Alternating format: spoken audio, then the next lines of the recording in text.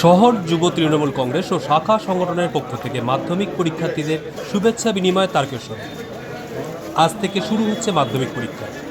সেই মতো এদিন তারকেশ্বর উচ্চ বিদ্যালয়ে পড়েছে পরীক্ষা কেন্দ্র।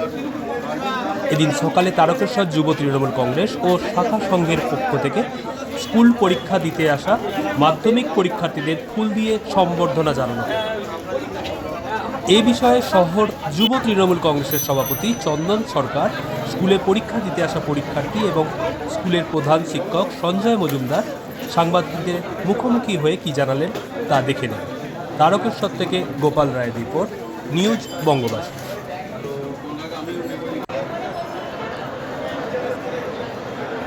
কংগ্রেস নেত্রী মমতা বন্দ্যোপাধ্যায় সব সময় আমাদেরকে এই মন্ত্রেই দীক্ষিত করেছেন যে সব সময় মানুষের পাশে থাকার জন্য। তাই আজকে প্রথম পরীক্ষা মাধ্যমিক শুরু হচ্ছে, সেই জন্য আমরা তারকেশ্বর ব্লক টাউন এবং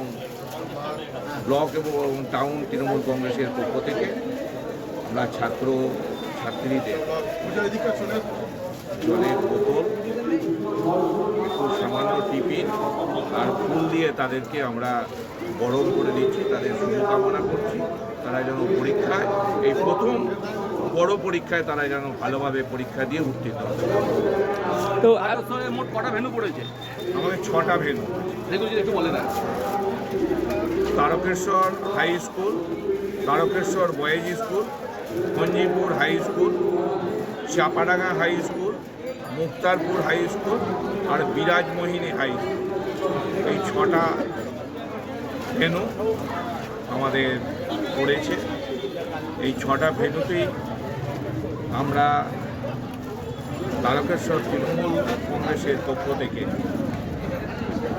প্রত্যেকটা ছাত্র ছাত্রী তাদের শুভকামনার জন্য তারা যাতে ভালোভাবে পরীক্ষা দিয়ে উত্তীর্ণ হতে পারে তাদের পাশে দাঁড়িয়ে আমরা তাদের শুভকামনা এবং তারা ভালো করে পরীক্ষা দিতে পারে এই জন্য আমরা প্রত্যেক জায়গাতে আমাদের ছেলেরা ওখানে আসে।